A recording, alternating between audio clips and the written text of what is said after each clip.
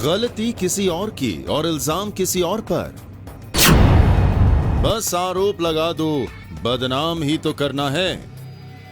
अंतरराष्ट्रीय मीडिया हर बार की तरह सिर्फ एक ही चश्मे का इस्तेमाल क्यों करता है?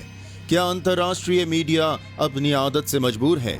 ये सवाल इसलिए उठ रहे हैं कि कुछ खबरें अंतरराष्ट्रीय मीडिया में आए, लेकिन उन खबरों का तथ्य से दूर दूर तक नाता नहीं। गलती किसी और की होती है, गुनाह मोदी के सिर मढ़ा जा रहा है। जी हाँ, अंतरराष्ट्रीय मीडिया भारत के कोविड संकट को भी आदतन मोदी विरोध के चश्मे से देख रहा है। हैरानी की बात यह है कि बड़े बड़े अंतरराष्ट्रीय प्रकाशनों के इन लेखकों को बेसिक फैक्ट की ना तो जानकारी है और ना ही समझ। दिल्ली के शमशानों में जलती चिताओं का सीधा कनेक्शन उन अस्पतालों से है जो दिल्ली सरकार के दायरे में आते हैं। इन अस्पतालों में बेहिसाब मौतें हो रही हैं। इसकी सीधी सी वजह केजरीवाल सरकार की भयानक असफलता और अस्पतालों में बेसिक सुविधाओं का अभाव है। मगर अंतरराष्ट्रीय मीडिया दिल्ली के इन अस्पतालों में फैली हुई भयानक अव्यवस्था और बदइंतजामी का ठीकरा मोदी के सिर पर फोड़ रहा है। इन अंतरराष्ट्रीय मैगजीनों का पीएम मोदी के विरोध का पुराना इतिहास है। पीएम मोदी को डिवाइडर इन चीफ लिखने वाली टाइम्स मैगजीन ने अपने लेख में एक बार फिर से पुराने जहर को नई शक्ल में उतार दिया है।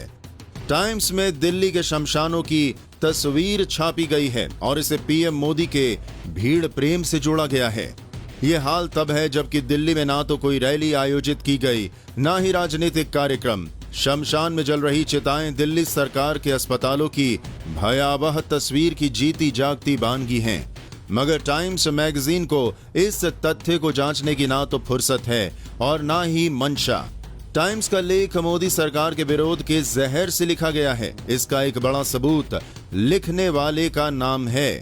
ये लेख राणा अयूब नाम की महिला ने लिखा है, जो इससे पहले भी मोदी के खिलाफ गुजरात फाइल्स के नाम पर झूठ का पुलिंदा छाप चुकी है, जिसके तथ्यों को खुद देश की सर्वोच्च अदालत नकार चुकी है। राणा अयूब के लेखों की प्रामाणिकता पर उसके पूर्व संपादक और तहलका के मुखिया तरुण तेजपाल और संपादक शोमा चौधरी भी सवाल खड़े कर चुके हैं।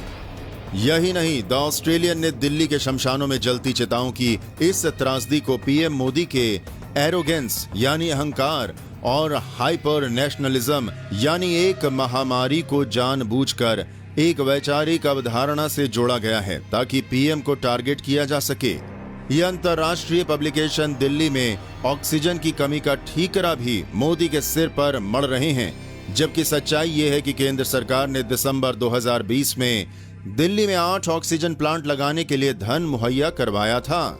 लेकिन केजरीवाल सिर्फ एक प्लांट ही लगा पाए और बाकी के रुपए उन्होंने विज्ञापनों में फूंक दिए।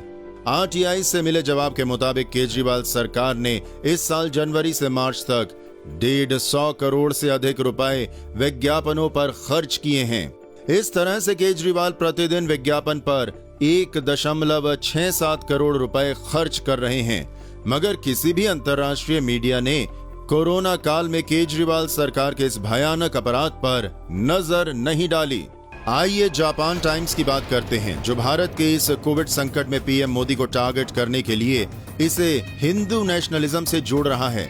उसे मोदी की अगुवाई में हिंदू राष्ट्रवाद के उभार की प्राथमिकता से शिकायत है।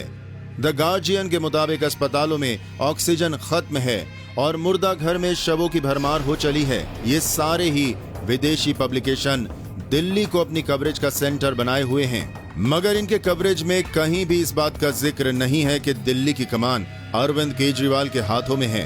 उदाहरण के लिए बीबीसी अपनी रिपोर्ट में लिखता है, दिल्ली स्थित जयपुर गोल्डन अस्पताल में ऑक्सीजन की कमी के कारण शुक्रवार रात 20 कोविड मरीजों की मौत हो गई। एलएनजेबी जैसे सरकारी से लेकर सरोज और फोर्टिस जैसे प्राइवेट अस्पताल ऑक्सीजन की कमी से जूझ रहे हैं। कुछ बेबस अस्पतालों ने हाई कोर्ट का भी रुख किया है। उसके इस लेख की हेडलाइन कहती है कि कोविड ऑक्सीजन की आपूर्ति करने में मोदी सरकार क्यों सफल नहीं हो पा रही। यानी कंटेंट में केजरीवाल सरकार के अस्पतालों की दुर्दशा का जिक्र और हेडलाइन में पीएम मोदी से सवाल। वॉशिंगटन पोस्ट की स्टोरी में राज्यों के भीतर वैक्सीन की कमी का जिक्र किया गया है, मगर इसका ना कोई आंकड़ा है और ना कोई सोर्स। बड़ी बात है कि इसका भी जिम्मेदार पीएम मोदी को ठहराया गया है, जबकि स्थिति ये है कि राज्यों ने अभी तक अपने कोटे की वैक्सीन लगाई ही नहीं है, वो अभी भी बिना इस्तेमाल के पड़ी है।